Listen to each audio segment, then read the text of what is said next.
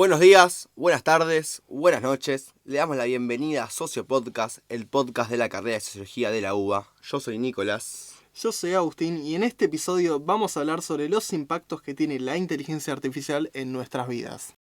Son un montón, ¿no? Y justamente por eso hay ideas que saltan del sentido común y que van determinando, ¿no?, el debate público. Muchas veces se habla, ¿no?, de estas máquinas autónomas, se trae a la figura de Terminator, ¿no? Y que, bueno, se piensan como una herramienta, ¿no? O incluso a veces se piensa como que tiene agencia propia, ¿no? Como, bueno, diríamos en unos pasillos de acá, de la facultad. Pero, ¿es una herramienta neutral en realidad? ¿Es tan simple como algunos lo planean o existen relaciones sociales complejas de poder de fondo? Da mucho para pensar y por suerte hay investigaciones que nos acercan datos que nos permiten explicar estos fenómenos, o por lo menos entenderlos. Por ejemplo, hay dos estudios que son del año 2025 que dan cuenta del fenómeno social. Un informe de Sense Media, una consultora estadounidense que evalúa contenidos para niños, niñas, jóvenes y adolescentes, muestra que el 31% de los adolescentes sienten que hablar con una inteligencia artificial es igual o más satisfactorio que un amigo real. Es un montón. Es terrible. Tengo más igual. Hay un informe de la Universidad Torcuato Di Tella que muestra que en Argentina y Uruguay un 65% lo usa como un soporte para el trabajo o el estudio. Pero ese no es el dato que más me aterra, la verdad. Hay un 11% que lo utiliza como conversación terapéutica. Usarlo como, bueno, soporte de trabajo no me parece una locura, pero como terapeuta es un montón. Un 11% y contarle, ¿no? Me peleé con mi viejo, me peleé con mi novia, estoy angustiado por X o por Y, ¿no? Me parece un montón, ¿no? Contarle tus secretos más íntimos, tus miedos, tus alegrías, o bueno, los grandes problemas que atraviesa una persona en la vida, ¿no? Una IA. Encima, cuando hablamos con una inteligencia artificial, no estamos hablando con un terapeuta con sentido profesional. Es un modelo generativo de datos, de una empresa privada, de afuera. No sé si quiero, la verdad, contarle a los grandes tecnofeudales todos mis mayores miedos. Y para pensar un poco esto, ¿no? Porque nosotros no hacemos sociología del aire, sino que nos agarramos de conceptos y de teoría. Hay un politólogo estadounidense, ¿no?, que se llama Langdon Winner, que ya en la década del 80, ya pensarlo en el momento que lo escribió es una locura, nos explica cómo los artefactos no son neutrales y son políticos, que están atravesados por relaciones de poder, ¿no? Que no es una cuestión de la agencia de la persona que lo usa, como podemos pensar, no sé, en un martillo, ¿no?, que depende si usas para martillar un clavo o para pegarle a alguien, sino que en la propia construcción tecnológica están insertas las relaciones de poder. Claro, esto implicaría, por ejemplo, que las plataformas no son solo medios en los que los usuarios independientes interactúan. Vamos con ejemplos simples. Si yo veo una publicación en Instagram y no me gusta, no puedo dar no me gusta. Quizás puedo dejar un comentario, pero no tengo la opción de darle que no me gusta. Por otro lado, antes tenía YouTube, que hace unos años, quizás no se acuerdan, yo podía decir, este video no me gusta, pero por un cambio de las políticas de Google o el diseño mismo de la plataforma, ahora eligen que yo no puedo darle no me gusta, solo puedo darle me gusta al video. Acá vemos lo que cuenta la teórica de la Universidad de Ámsterdam, José van Dijk. Es una forma de codificación de las relaciones sociales. La interacción social digital depende del código que escriban los creadores de la plataforma. Además, llevándolo un poco más allá, ¿no?, y pensándolo con la inteligencia artificial, cuando uno lo usa como un personal de salud, ¿no? Jugué al fútbol, me duele el vaso, me cuesta respirar, me duele el pie, me duele la cabeza todo el día. Y usarlo, ¿no?, como persona de salud o como un ente súper inteligente, estamos elevándolo a un lugar como un nuevo régimen de verdad, ¿no? Como un ente que tiene todas las respuestas a disposición. Y esto el teórico francés Adin lo conceptualiza, ¿no?, como una institucionalización de las plataformas, ¿no? Y que nosotros depositamos un poder de verdad sobre ellas, ¿no? Y entonces estamos considerando como un oráculo al consultar que, como dijimos antes, presenta como neutro. Claro, el poder depositado en la religión, el Estado o las instituciones científicas ahora también se encuentra en los algoritmos. Poseen un poder de verdad que no cuestionamos y al que encima, Nico, nos sometemos. Cuando usás, por ejemplo, Google Maps, se supone que la aplicación te da a la mejor ruta para que vos viajes más rápido. ¿Sabemos si determina realmente la mejor ruta? Capaz es porque está hay un McDonald's más cerquita y bueno, te tienta.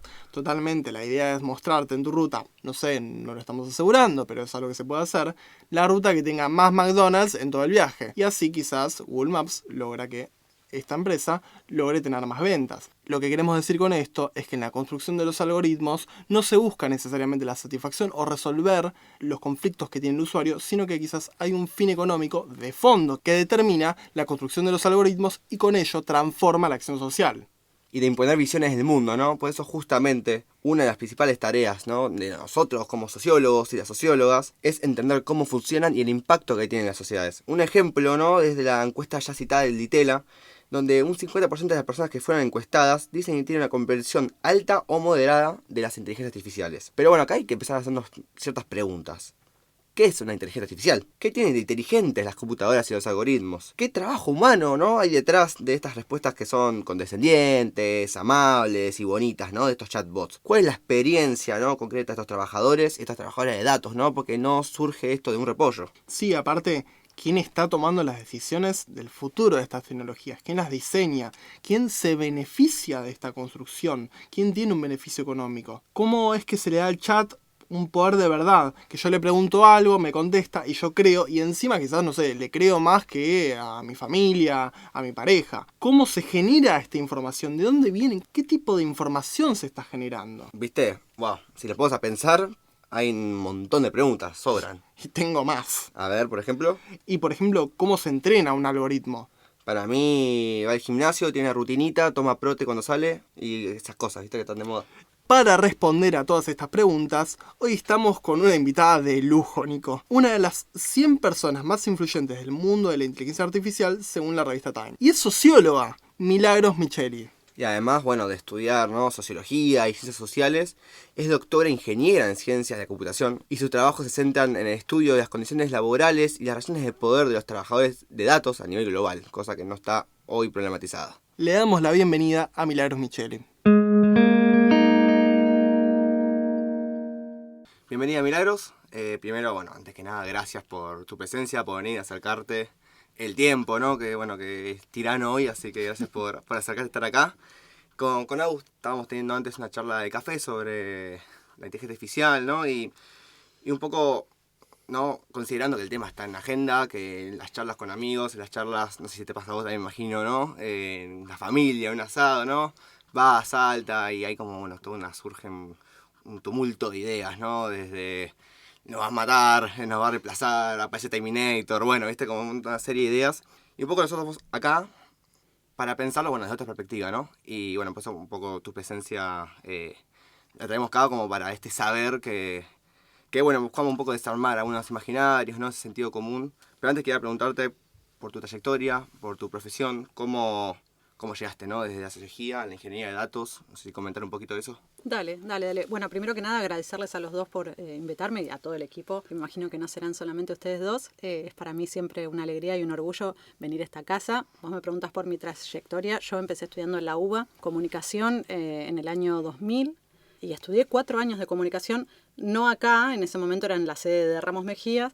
Y bueno, por cosas de la vida, entre medio me agarró la crisis del 2001, laburaba 10.000 horas, estudiaba a la noche, etcétera, etcétera. No pude terminar. Y así estuve bastante tiempo hasta que, bueno, en el 2009 me sale una beca para irme a Alemania, donde termino mis estudios de grado, hago un posgrado en sociología, hago un máster en sociología. Y ahí, en ese momento, cuando ya estaba terminando el máster, empiezo a trabajar en lo que se había fundado recientemente, que era el Instituto de Internet en Alemania, en Berlín.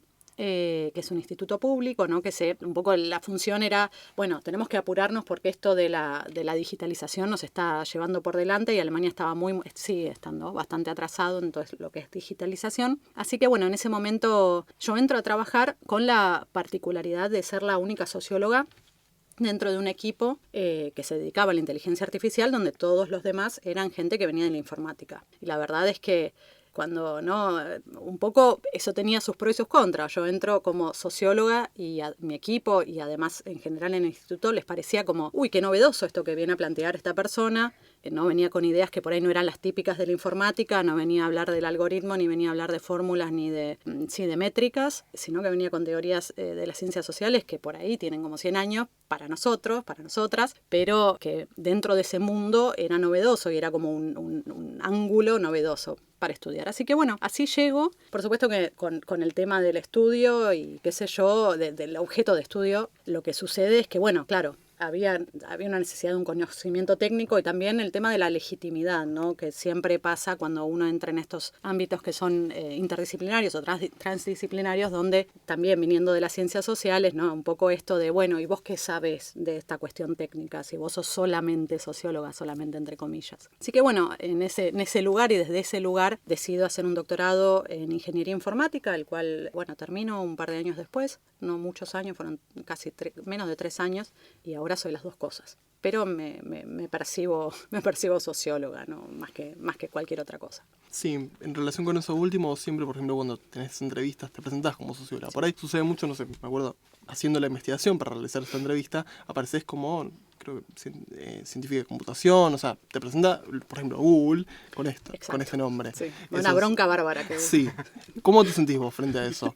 Odio, estoy viendo cómo, ya pedí 30 veces que Google cambie, que dice que soy informática, quiero que diga que soy socióloga. En una época al principio decía que soy socióloga, no sé qué pasó ahí, que de repente ahora dice que soy informática. Me da una bronca. ¿Quién decidió, bárbara. no? Encima. ¿Quién decidió? No sé, quién influyó ahí que les convenía más que fuera informática y no socióloga. De hecho, fue desde que salió Time que me empieza Google a nombrar informática. Me da una bronca bárbara. Es una estupidez, ¿no?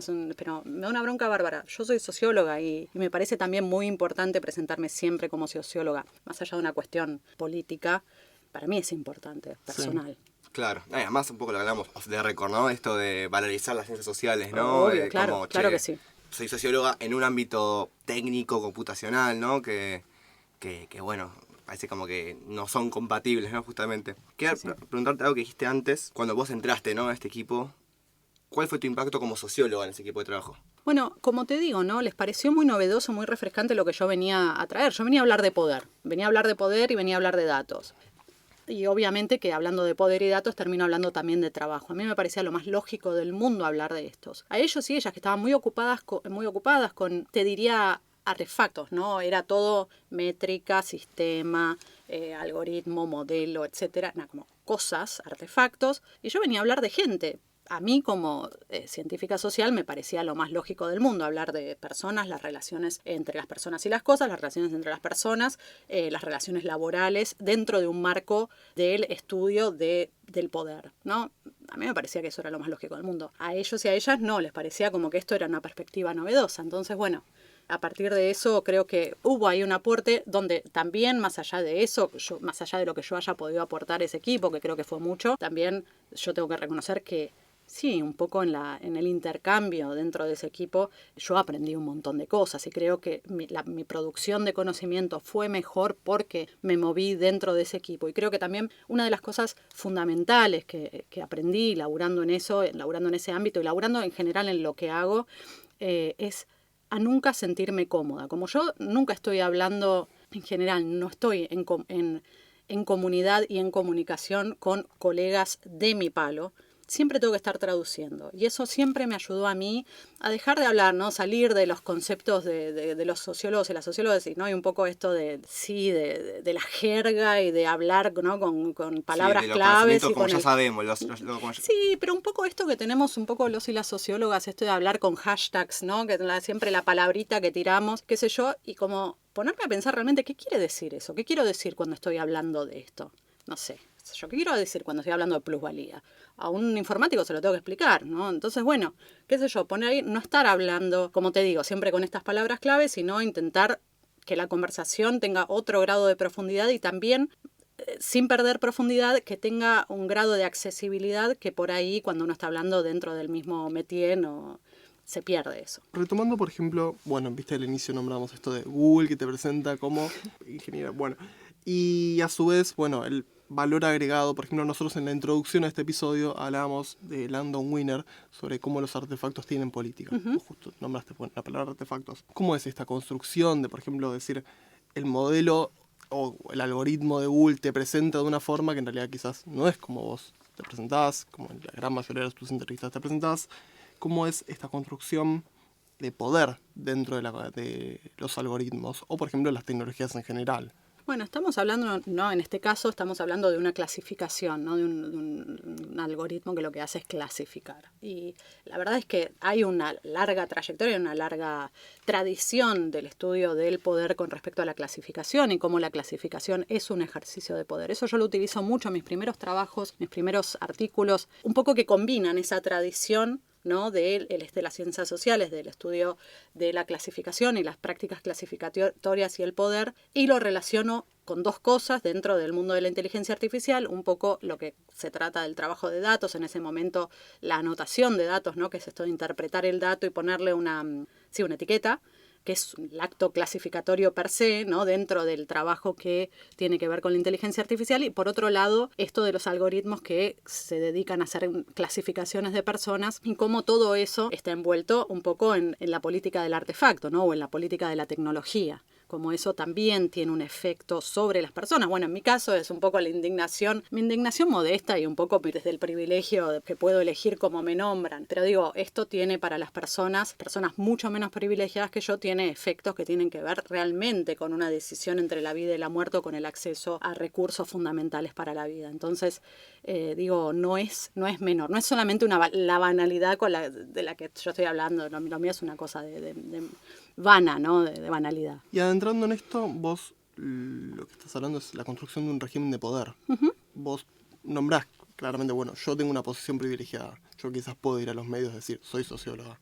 Pero ¿cómo afecta por ahí a los usuarios en redes sociales y a una construcción ciudadana también esta construcción de la clasificación en base a algoritmos? Bueno, afecta, como te decía recién, ¿no? Afecta a las personas de muchas maneras, ¿no? La forma en la cual ser nombrada, la cuestión, por ejemplo, esto se ve mucho en la cuestión de género, ¿no? La posibilidad de ser nombrado, nombrada, nombrade como uno quiere, ¿no? Y eso también es algo por lo que los colectivos tuvieron que pelear. No sé, por ejemplo, está el caso de Facebook, que al principio nombraba a las personas trans, no solamente a las personas trans, pero el caso de las personas trans porque el colectivo se puso a luchar contra esto, ¿no? Pero también a las personas con nombres inusuales. Por ejemplo, yo me llamo, pocos lo saben, María de los Milagros. En un principio, Facebook no aceptaba nombres compuestos por diferentes palabras. Entonces, ese María de los, el de los, era como que es tu segundo nombre, no había un campo para eso. Antes me pasaba también cuando me hacía el check-in para tomarme un avión, que muchas veces no me aparecía mi nombre completo, lo cual te pueden rechazar cuando vas a hacer el abordaje al avión, porque no había campo, porque el sistema no reconocía un nombre que tuviera artículos y preposiciones en el medio. Le pasa a gente que tiene nombres indígenas, que tienen acentuaciones diferentes, que tienen letras mayúsculas de diferente manera. Bueno, y el colectivo trans fue el que llevó un poco la delantera con esa lucha de decir, nosotros queremos ser nombrades como queremos. No quiero que Facebook decida cuál es mi nombre políticamente aceptable, que es un nombre políticamente aceptable, ¿no?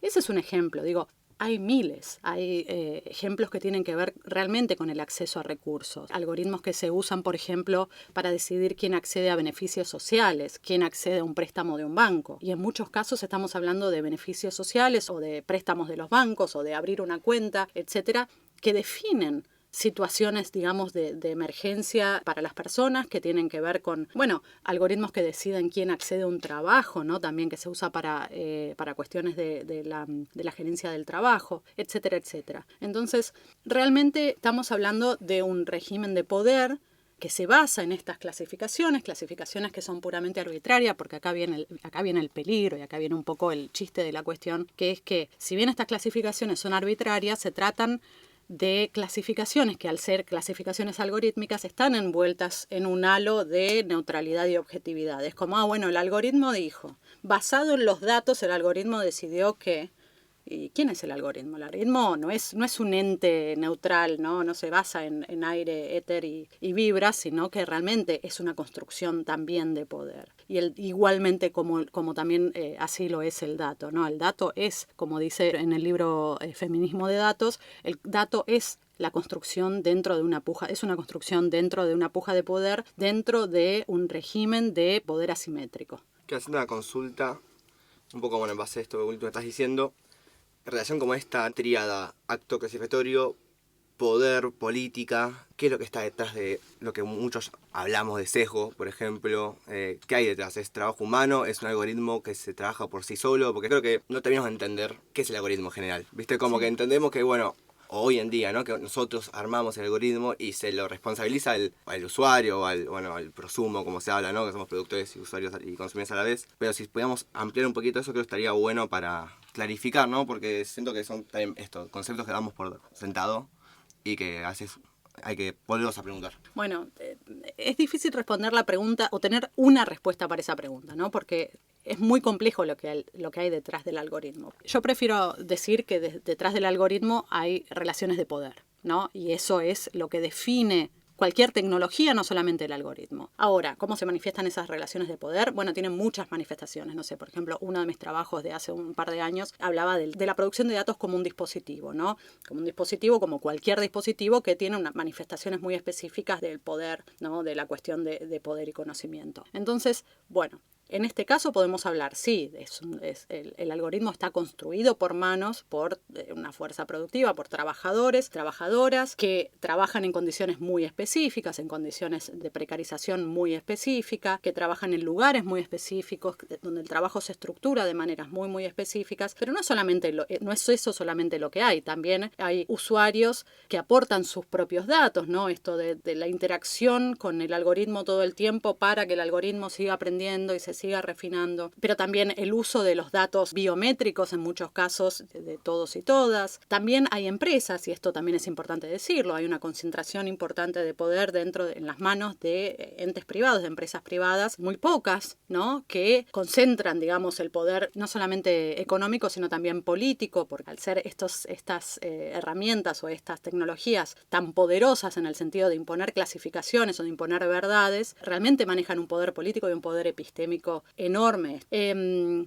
Sí, digamos, también hay entes regulatorios y hay gobiernos donde hay una connivencia con estas empresas y donde realmente hay una aceptación de este estado de cosas y también no solamente sino una voluntad política de que este sea el estado de cosas. Sí, eso para ponerte un ejemplo. Digo, hay muchas cosas detrás de un algoritmo. Por supuesto que también hay tecnologías, hay poder de cómputo. Vos en un momento nombraste la construcción, tanto como un poder de dominación como epistémico, que entra el papel del Estado ahí. Quería preguntarte en qué situación se encuentra Argentina en este espacio. No sé, por ejemplo, hace unas pocas semanas se anunció Stargate en Argentina de OpenAI, que en realidad entiendo que quizás no era de OpenAI, sino que es de otra empresa. ¿En qué posición se encuentra Argentina en la situación geopolítica actual con la construcción de poder y de verdades que genera esto? Argentina se encuentra en este momento en una posición elegida también, hay que decirlo, por el gobierno de turno, de total sumisión, ¿no? A estos poderes económicos, políticos, epistémicos dominantes de los cuales hablaba recién. El proyecto Stargate no es otra cosa que una muestra de eso, ¿no? Lo presentan como una inversión que un poco nos va a cambiar la vida a los y las argentinas. Como dijo Sam Altman cuando lo presenta, Sam Altman es el CEO de OpenAI, dice, esto va a poner a la IA en manos de los y las argentinas, nada más lejos de eso. Digamos, este proyecto nada más lejos de eso. Y por otro lado, ¿no? Un poco el cinismo de decir, ¿no? Como dijeron funcionarios del gobierno, el mismo presidente declara esta intención de hacer de Argentina un hub o un polo de la inteligencia artificial, mientras en paralelo se desfinancian la ciencia y la tecnología, ¿no? Y la investigación. Entonces, ¿cómo van a pasar las dos cosas? Yo un poco planteaba esto en algún otro lugar, bueno, por ahí no estamos hablando del mismo tipo de hub, ¿no? O del mismo tipo de polo tecnológico. Por ahí el que ellos se refieren es uno que provee territorio, que provee mano de obra, que provee recursos naturales o bienes naturales no renovables. De eso se trata y no de uno que crea tecnologías soberanas a partir de la investigación y el desarrollo tecnológico propio. Yo quiero creer que un hub de inteligencia artificial tiene más que ver con lo segundo que con lo primero, pero parece que para ellos es más lo primero que lo segundo. Quería entonces capaz girar un poquito de eje. Uh-huh. Y hablar sobre este imaginario de la inteligencia artificial en la sociedad actual. Bueno, como te decía antes, ¿no? Hoy sale muy frecuentemente el terror, el sobreentusiasmo. Vos, primero, ¿pensás que la IA es un cambio tan drástico como se habla en los medios, como se habla en los pasillos? ¿O es algo que también está como sobrevalorado en ese sentido? Y es una tecnología más que se insertó, ¿no? Yo creo que ni una cosa ni la otra. Y creo que las dos posiciones de las que hablas, ¿no? Esta del miedo, ¿no? Y este futuro distópico, y por otro lado el sobreentusiasmo y el futuro utópico, son dos caras medio de la misma moneda, ¿no? Que lo que nos hacen creer es que estamos en presencia de una tecnología que es mucho más disruptiva de lo que es. Yo creo que la tecnología en sí, y esto acá me pongo el sombrero de la ingeniera, te digo, la tecnología en sí es... está bien implementada, está bien desarrollada, hay un desarrollo tecnológico detrás que es innegable. Ahora, ¿es una tecnología disruptiva en sí que viene realmente a traer una revolución con sí misma? Yo creo que la tecnología no es lo que es disruptivo, lo que es disruptivo es el discurso. Y el discurso tiene estas dos caras, ¿no? De las que te hablaba recién. Un poco esto de, ay, qué miedo que nos da, ¿no? Cuando el año pasado salieron estos CEOs de las empresas a pedir la moratoria y a decir, por favor, regúlennos porque estamos en presencia de algo que nosotros podemos controlar, se nos fue la mano, se nos fue de las manos, etcétera, etcétera. Eso por un lado. Por el otro lado tenemos la gente, ¿no? El ultra optimismo, ¿no? De la gente que te dice, esto es fantástico, hay que aplicarlo, rindámonos, arrodillémonos ante esta tecnología y dejémosla hacer porque es lo mejor que nos pasó como especie. Y las dos cosas de lo que te están hablando es eso, es de que, tenemos algo que es increíble. Y otra vez, ¿no? Desde el punto de vista técnico, estamos hablando un poco de estadísticas con un poco de anabólico, pero no es una cosa tan increíble. Y como te digo, pero detrás de todo eso o alrededor de todo eso, de esa tecnología que está bien, que está y que existe, hay todo un marketing y todo un hype que creo que eso es lo que tenemos que empezar a desarmar y desandar, porque eso es lo que produce distintas cosas, entre ellas un poco este efecto de, qué miedo, me va a reemplazar la tecnología como trabajador, como trabajadora, entonces, me tengo que ajustar a esto, si no me adapto me voy a quedar sin laburo. A ver, es innegable que esto está sucediendo, pero también es innegable que ese discurso también produce un efecto disciplinador en los y las trabajadoras de, empiezo a cobrar menos o empiezo a laburar más, tengo que producir más porque si no esto me come, si no mañana me reemplazan con una de estas tecnologías. Lo cual no es verdad, no te pueden reemplazar directamente y lo que está sucediendo en muchos lugares donde, se tiraron a la pileta el año pasado, sectores donde, compraron un poco este hype y dijeron, ahora vamos a automatizar todo esto, todo este sector, vamos a echar a los y las trabajadoras. Hoy no te lo dicen, pero están volviendo a recontratar a gente porque no funcionó como esperaban. Y en relación con eso, viendo tu trabajo, viendo tus entrevistas, la figura del obrero sigue estando presente, o la del trabajador. ¿Podrías contarnos, bien yendo al punto de tu trabajo, cómo encontrás esta figura en el mundo de la inteligencia artificial y los algoritmos en general? Sí, es que volviendo un poco a la primera pregunta, ¿no? ¿Cómo llego yo a estudiar esto? Para mí era bastante obvio que había obreros, que había manos detrás de esto. Entonces, ¿por qué pensar que no? O sea, a mí todavía me resulta sorprendente que la gente se sorprenda y les parezca novedosa mi aproximación al trabajo detrás de la inteligencia artificial, pero de lo que se sorprende más de mi aporte es del hecho de que haya obreros y obreras detrás de la inteligencia artificial. Es bastante obvio, no son tecnologías, no son creaciones divinas.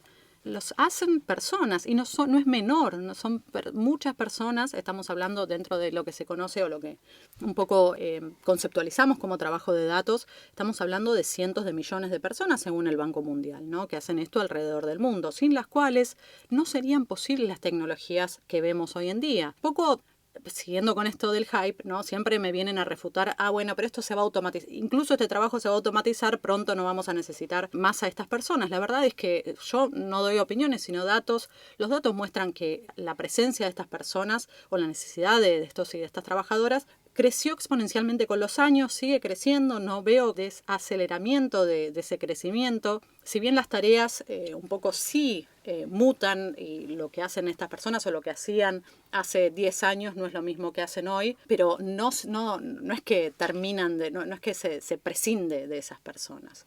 Y eso también es muy importante aclararlo, ¿no? Porque un poco la fantasía de la ingeniería, de la informática es, pero esto es transitorio, esto es lo que pasa ahora. No me parece.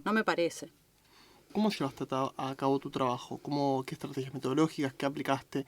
Por ejemplo, es un trabajo a nivel global, es muy interesante, tomaste casos, entiendo, de entrevistas, tuviste contacto con estos trabajadores. ¿Cómo fue este trabajo? Sí, mi trabajo es básicamente cualitativo, más allá de algún sí, algún trabajo cuántico, algún estudio cuántico que hemos hecho en algún momento, pero en general mi laburo es cualitativo, es participativo.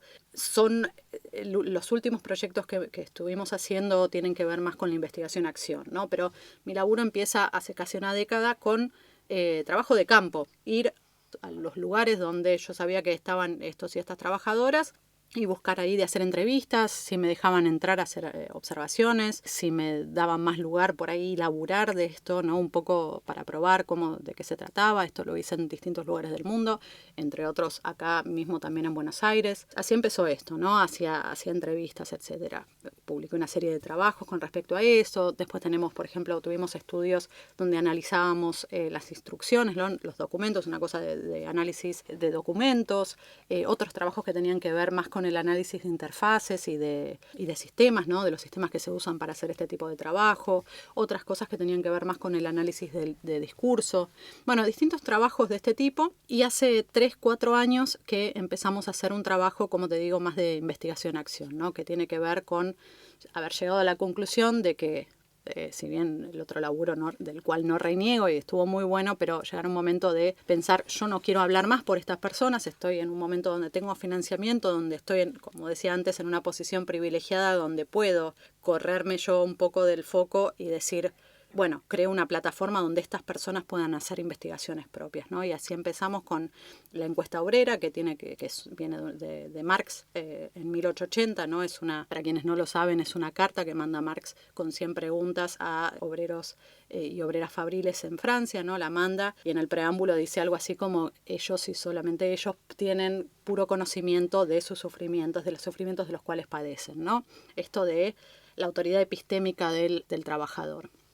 Así que bueno, centrar un poco esta autoridad epistémica de estas personas, ya que están tan bastardeadas dentro de la industria de la inteligencia artificial, tan explotadas, un poco, bueno, decir, bueno, esto no tenemos que repetir estos patrones dentro de la investigación. Así que convocamos a trabajadores y trabajadoras de datos en distintos lugares del mundo. Creo que, si no recuerdo mal, vamos por 11 países alrededor del mundo, estamos en todos los continentes, y estas personas, bueno, se nos suman, trabajan con nosotros, son co-investigadores, cada uno de ellos y ellas, digamos, desarrolla una pregunta de investigación propia que después va a investigar en su lugar de trabajo, compañeros, compañeras.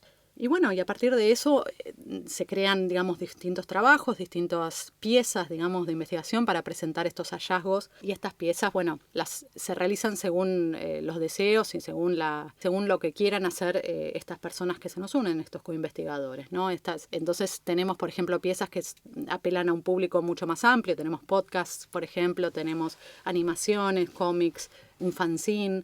Tenemos diferentes formatos, ¿no? Porque la idea es, bueno, no solamente no publicar para la academia y quedarnos dentro del círculo académico, sino publicar para un público más amplio, y para los y las trabajadoras es muy importante alcanzar a otras personas trabajadoras en otros lugares del mundo. Así que bueno. Qué bueno coincidir en lo que hacemos. En el podcast.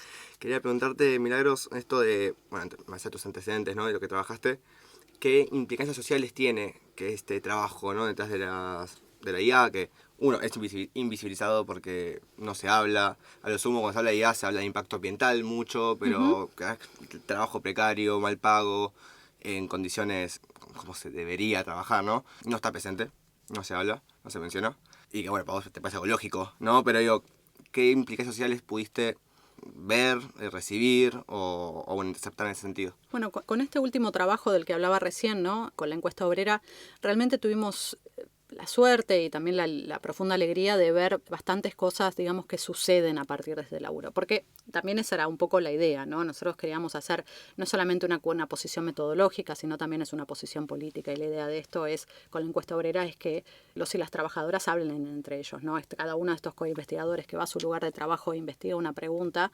indefectiblemente termina hablando con sus colegas, termina también crea un sentido colectivo, y hay una toma de conciencia, ¿no? Dentro de este sentido colectivo, y eso en muchos casos lleva a la organización, o por lo menos eso esperábamos, y realmente estoy muy contenta de poder reportar que sí, que así se dio.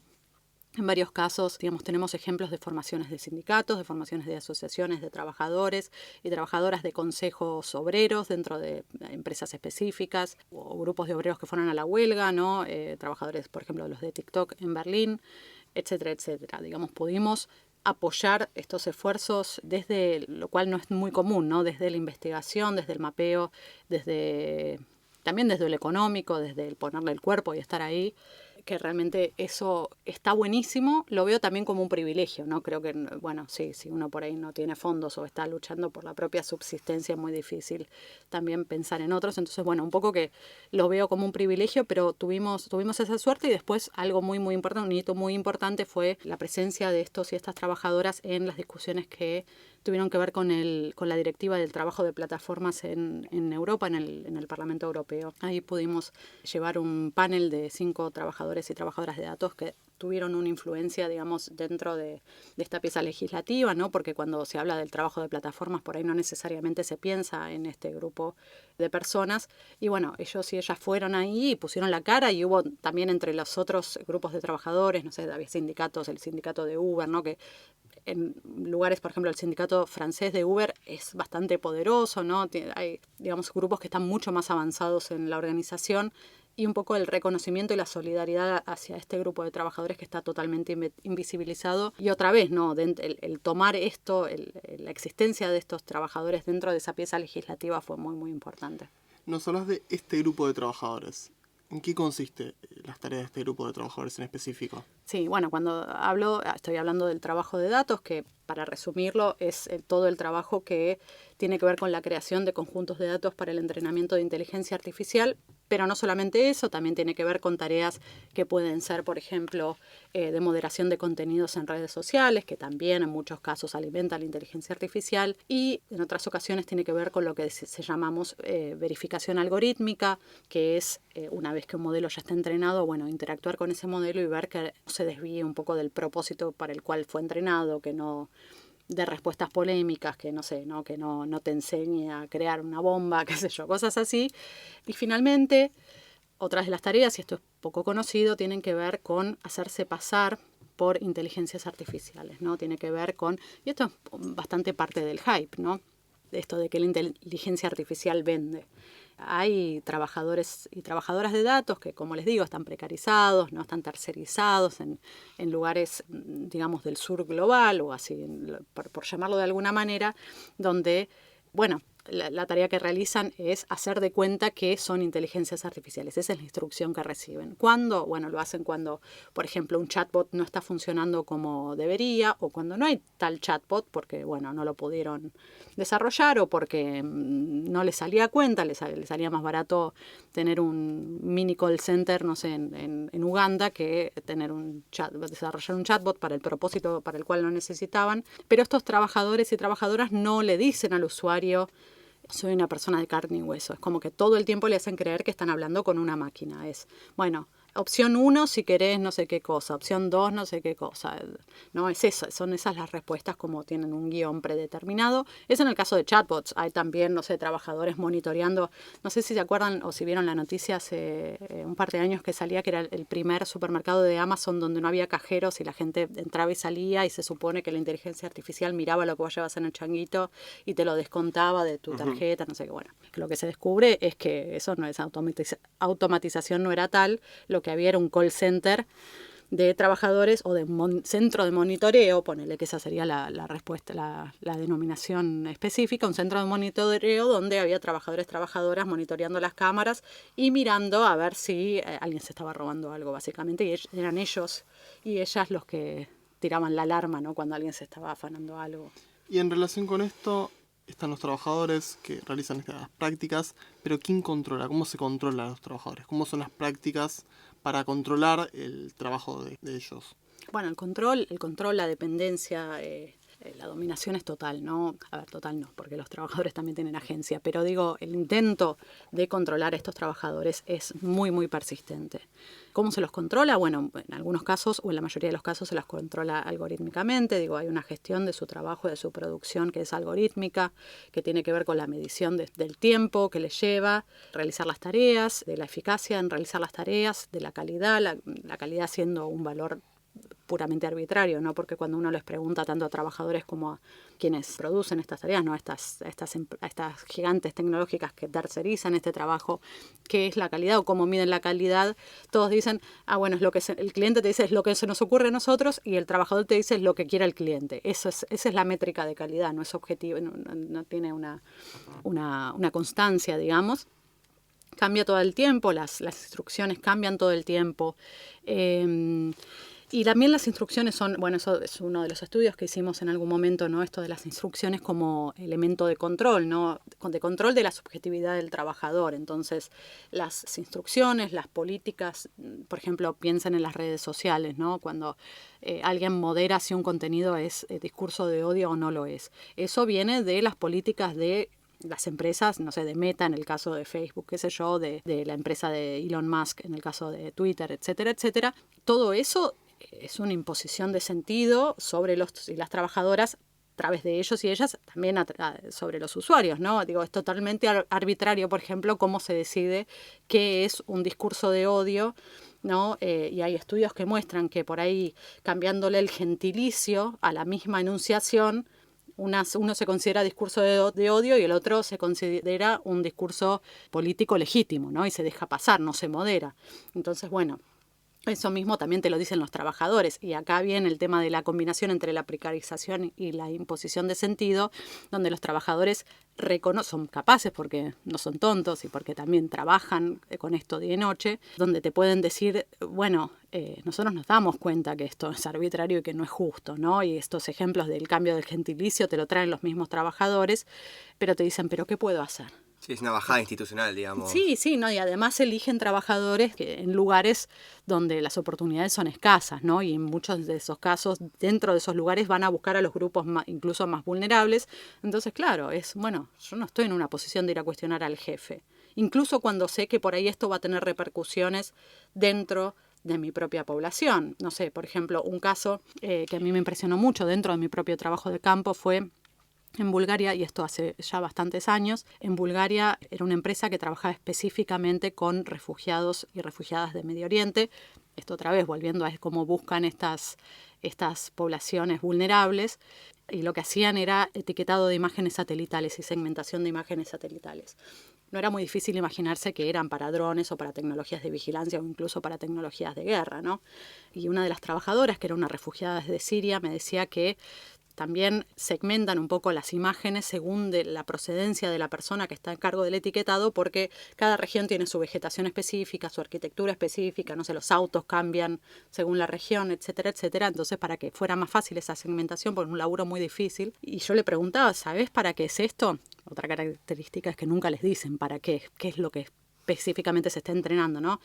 Y ella me decía, todos los días rezo para que no sea para armas. Claro, ella estaba etiquetando probablemente fotos de su región, la región de la cual había sido reemplazada, donde todavía tenía familiares, amigos que estaban ahí sujetos y presos de una matanza, de una guerra, y probablemente estaría entrenando las mismas armas que contribuyeron a su desplazamiento y que seguían matando a sus familiares y amigos. Pero bueno, no estaba en una posición de cuestionar o decir, no, objeción de conciencia, decir yo este laburo no lo voy a hacer. Y en relación con el cliente, vos nombraste esa palabra, y el trabajador, ¿cómo es la relación? ¿Es directa? ¿Se comunican? ¿Tiene forma de contactar? ¿No sabe lo que está haciendo? ¿Para qué es lo que está haciendo? ¿Cómo es eso? ¿Quién define esas reglas? Bueno, no, es que el sistema está hecho para que el trabajador no sepa en qué está trabajando. Y es tan explícito eso que, por ejemplo, cuando este trabajo está mediado por plataformas, esas plataformas en su mayoría de los casos no tienen ni siquiera una herramienta básica que uno podría pensar que deberían tener, que es un chat, ¿no? Donde yo puedo, una forma de mensajear al cliente y preguntarle, aunque yo tuviera dudas, no te digo puede ser una objeción de conciencia, pero sí por ahí tengo dudas de no entendí bien las instrucciones, cómo hago, qué querés decir cuando, no sé, tal cosa. No hay forma. Entonces, no hay comunicación directa con el cliente, a los trabajadores se los trata como proxies o como extensiones del cliente. Son instrucciones que no dejan mucho lugar a la subjetividad de los y las trabajadoras, ¿no? Son ceñidas a lo que quiere el cliente. Y esto es lo que, ¿no?, un poco observamos dentro de este estudio que nombraba antes cuando analizábamos las instrucciones, ¿no? Cómo esto también tiene que ver con utilizar al trabajador como, o sea, no dejarle lugar a ninguna subjetividad. Es vos tenés que hacer lo que quiere el cliente. Y en las instrucciones está bien claro que esto es lo que tenés que hacer. Al decir cliente, te referís a que, por ejemplo, no es que va OpenAI y contrata a un AI trainer, por ejemplo, sino que es como una empresa que terceriza el trabajo. No, el cliente en este caso es OpenAI. Sí. Y hay una empresa tercerizadora de la cual OpenAI sería el cliente o Meta sería el cliente. Entonces el trabajo se estructura. Está la gigante tecnológica, ojo, también a veces son instituciones, ¿no? Son instituciones estatales, o también hay grandes universidades con mucho dinero y financiamiento que también producen inteligencias artificiales y también tercerizan. Todos esos actores, digamos, son los que tercerizan el trabajo de datos y son en este caso el cliente, porque es una provisión de servicio. Y se terceriza a partir de plataformas especializadas o de empresas tercerizadoras como eran los call centers en los 90. Entonces, bueno, pero el cliente es siempre estas gigantes tecnológicas. Ellos son los que estructuran el trabajo, son los que mandan las tareas, son los que, digamos, crean estas políticas de cómo se va a interpretar el dato o cómo se va a moderar el contenido. Y en esta situación, ¿no?, de la nula o poca agencia de los trabajadores de datos entre estas condiciones de trabajo, entre la imposición institucional de visiones y miradas del mundo que dan poco lugar a poder moldear, poder imponer cómo se interpretamos ese dato. ¿Qué pensás vos de las consecuencias de la IA como una nueva figura de autoridad, ¿no?, que desplaza un poco, si querés, la figura de autoridad educativa, del docente, de la familia, de un amigo, ¿no?, charlar? Bueno, es un peligro totalmente actual y presente. Por eso digo, no me gusta, tenemos suficiente con lo que es para ponernos a hacer futurología e imaginarnos cuáles son los peligros en el futuro. En este momento, bueno, sí, la cuestión de la explotación de los recursos naturales, de las personas, etcétera, es un peligro, y el otro peligro enorme es esto de la cuestión que yo decía antes, ¿no? Esta cuestión de la concentración del poder epistémico, la concentración del poder de imponer arbitrariedades como verdad. Y esto lo están, digamos, la inteligencia artificial es en este sentido una herramienta de dominación o funciona como tal o se instrumentaliza como tal. Y realmente lo estamos viendo, digamos, en esto de la IA generativa, un poco teniendo más autoridad que lo que pueda decir el docente o teniendo más autoridad que el propio pensamiento crítico. Lo estamos viendo, no sé, ejemplos chiquitos pero muy claros, creo yo. Hoy en día no podés googlear sin que te presente Google u otros buscadores un resumen producido con IA generativa, ¿no? Un resumen de esa búsqueda. Antes uno entraba a todas y cada una de esas páginas que te aparecían en Google y por supuesto que siempre había una cosa de qué información se priorizaba, qué páginas te aparecían primero y cuáles después, etcétera, pero por lo menos tenías que tomarte el laburo de mirar todas esas páginas y formarte vos un resumen mental de cuál es la respuesta a la pregunta que vos le habías hecho a Google. Hoy en día esa respuesta ya te la da Google masticada, ¿no? Entonces, bueno, y es eso, y la mayoría nos quedamos, porque claro, la economía de la atención y la falta de tiempo y etcétera, nos quedamos todos y todas con eso que te da ahí. Entonces, bueno, y esa es la información que consumimos. Ni hablar del tema de los deepfake, de las imágenes producidas con inteligencia artificial, que se tornan cada vez más difícil de diferenciar de la realidad. Y a veces no importa si es inteligencia artificial o es realidad, es como ya el hecho de que existe esa duda, ya pone en duda todo, ya no importa, ¿no? Ya no importa que es verdad y que es mentira, porque está ahogado en todo ese mundo y en ese mar de posibilidades que ahora con la inteligencia artificial son tan fáciles, te inundan con ese mar de información, alguna falsa, alguna verdadera, que ya es muy difícil distinguir qué es verdad y qué es mentira, ¿no? Un poco la paja del trigo y bueno, en eso quedamos, ¿no? Todos y todas un poco ahogados en la desinformación. Nada, además, siento que hoy, bueno, en base a una investigación de la Ditela que hizo en octubre, salió publicada, que hace un estudio comparativo entre Argentina y Uruguay, que bueno, saltó por ejemplo que entre un 50 y un 60% entre ambos países hay de nivel de confianza en la IA por sus respuestas objetivas, técnicas y bueno, ¿no? O sea, detrás está todo esto, ¿no? Que estamos hablando que bueno, no se problematiza, que no está en mente, ¿no? Y es como que nos quedamos justamente, como decís vos, en la primera respuesta que aparece Google, con todo lo que eso implica, ¿no? Quería preguntarte para vos, ¿cuál es el papel de la sociología en la actualidad? Yo creo que tenemos, o que la sociología, tenemos como si yo fuera la sociología. La sociología como disciplina tiene un papel fundamental. Estas preguntas, vos mismo lo estás diciendo, sin un cuestionamiento de qué hay detrás de eso. Ese es un cuestionamiento que solamente puede venir desde las ciencias sociales o desde la sociología. Y creo que eso es importantísimo, sin esa función, y creo que de ahí nos tenemos que agarrar, también tenemos que estar muy orgullosos. Yo entiendo que sea difícil, ¿no? Estamos en esa situación donde ¿no? Como dice ese cuento, el emperador está desnudo, ¿no? Y no es fácil estar en el lugar de ser quien señala que el emperador está desnudo. No es un laburo grato, no es un laburo fácil, pero es un laburo que alguien lo tiene que hacer, porque si no, seguimos todos, ¿no? Frente a lo evidente, haciéndonos los boludos. Y por ahí no está bueno. Entonces, creo que ese es un poco el laburo que tiene la sociología, el rol que tiene la sociología hoy en día. Y no es grato, no es fácil, un poco es luchar contra la corriente. También estamos hablando de una ciencia, disciplina que siempre estuvo muy bastardeada, ni hablar en este contexto específicamente nacional. Pero también diría, un poco lo extendería a un contexto mundial. Entonces, bueno, sí, estamos luchando contra la corriente, pero alguien lo tiene que hacer y bueno, muchachos, nos toca a nosotros. Es la tarea de incomodar del sociólogo. Sí. Y por último, queríamos preguntarte algo que le preguntamos a todos los entrevistados que vienen. Nuestra frutillita. A ver. Sí. Y que creo que en este caso es como una invitada muy especial, es una pregunta muy especial también para tu respuesta. ¿Qué le dirías a una persona, a un joven o quizás un adulto que está pensando estudiar la carrera de sociología, que se quiere meter en sociología, todavía como no está convencido? ¿Qué le dirías?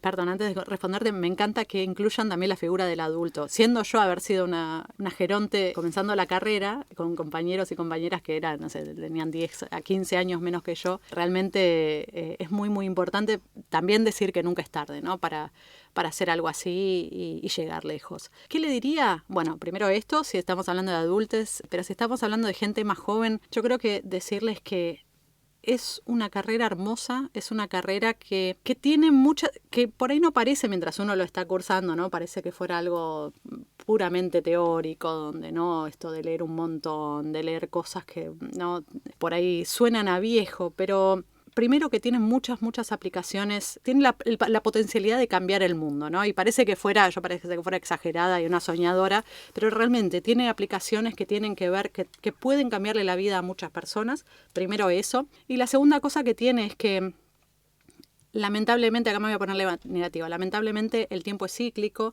lamentablemente el retorno de los fascismos, ¿no? Alrededor del mundo, la Argentina no parece ser la excepción, también requiere un poco de la revisión y el revisitar teorías que parecían haber quedado obsoletas y parece que no. Es yo revisitando la encuesta obrera de Marx de 1880 en el año 2025 y en el contexto de la inteligencia artificial, parece que si me lo hubieran contado hace 10 años yo te hubiera dicho de que estás loco. Y la verdad que no, pero no tiene que ver con la...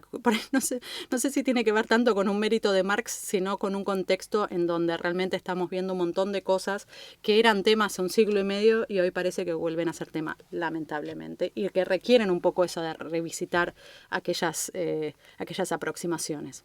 Un lujo.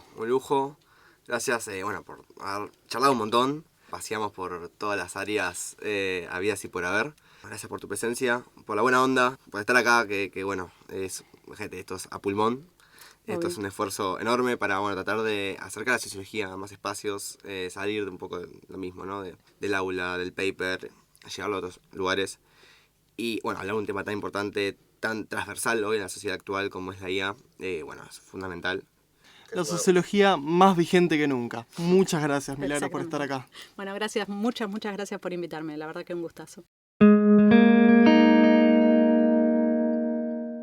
Un montón lo que charlamos con Milagros, no sé qué pensará la audiencia, pero para mí fue una entrevista súper interesante, sobre todo porque pudimos debatir sobre una tecnología que está muy en auge y que es muy particular, ¿no?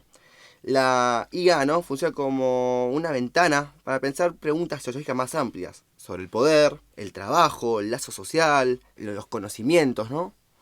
Encima, Nico, todo esto enmarcado en una nueva estructura social que nos cuesta un montón definir. Algunos hablan de capitalismo de plataformas, Otros se atreven a hablar de tecnofeudalismo. También capitalismo tardío y tenemos 2 millones más. Sí, está lleno de perspectivas en ese sentido, ¿no? Y conceptos, pero lo que quiero también rescatar es que el trabajo, como el de Milagros, ¿no? Nos permite comprender de manera muy clara, en profundidad, uno de los objetos de estudio históricos de la sociología. Los trabajadores en un contexto de IA y de trabajo de datos, ¿no? Si bien la conformación del capital parece estar cambiando, ¿no? Y que los obreros nunca más van a ser relevantes, acá da cuenta de que existe una masa obrera enorme que sigue siendo relevante para la reproducción del capital. A su vez, encontramos relaciones de poder que siguen estando invisibilizadas. Como nos contó Milagros, las empresas de plataformas se esfuerzan por evitar relacionarse con los trabajadores, siempre sin perder el control del proceso de producción, obviamente. El trabajador se encuentra cada vez más alienado y se vuelven difusas las estructuras de poder.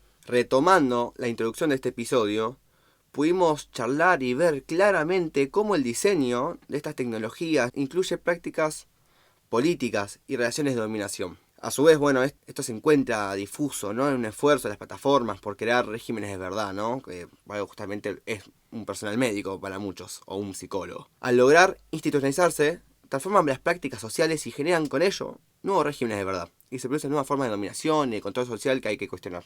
Nos encontramos gran parte del día conectados interactuando con las tecnologías digitales. Yo estaba viendo, tengo más o menos un promedio de 8 horas diarias de uso del celular y sinceramente... Adicto. Sí, la verdad que es terrible. Y cuando no estoy usando el celular, estoy usando la computadora. A la par, se extraen constantemente con todas estas prácticas que yo tengo y todos nosotros tenemos, nuestros datos. Sí, cada clic, cada me gusta, cada comentario, ¿no? Todo, no solo la interacción en redes sociales, sino que nuestra ubicación, nuestra edad, nuestro género y datos que si quizás no lo recolectan, Sí, las calorías que quemás, los pasos que das. Todo. Y bueno, por eso el trabajo que nos presentó Milagros, ¿no? Son un ejemplo de la relevancia de la sociología en el mundo actual.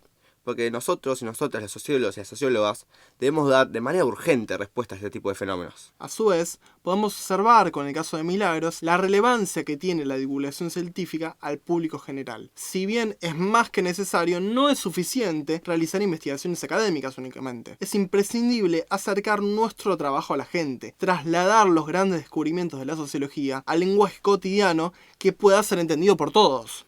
Y justamente eso es lo que buscamos hacer en Sociopodcast. Y eso es lo que hace Milagros, ¿no? También por eso es un ejemplo para, bueno, cada uno de nosotros, estudiantes y graduados de la carrera de Sociología. Y bueno, estamos seguros de que su gran y enorme trabajo nos va a permitir acercar la sociología al mundo y hasta, quizás, ¿no? En una de esas, traer esas primeras preguntas que alguna vez nos llevan a estudiar esta carrera y esperemos que a ellos también. Ojalá, Nico. De esta forma le damos cierre a este hermoso episodio de Sociopodcast. Como siempre, queremos agradecer a los estudiantes y graduados que se sumaron a la convocatoria de este proyecto. Son lo más, trabajan Sí, un montón, loco. Los amo. Es que sí, se toman encima el desafío de acercar nuestra disciplina a toda la comunidad. Y les recordamos que pueden escucharnos tanto en Spotify como en YouTube. Y les invitamos a seguir haciéndolo, para incomodar y molestar con nuestra mirada sociológica. Además, no dejen de seguirnos en redes sociales, estamos en TikTok, Instagram, Twitter, como Sociopodcast. Necesitamos mucho amor ahí para que haya más contenido, para que tenga mucha más difusión y las reflexiones para seguir pensando sobre estos temas. Están los links en la descripción. Hasta el próximo episodio.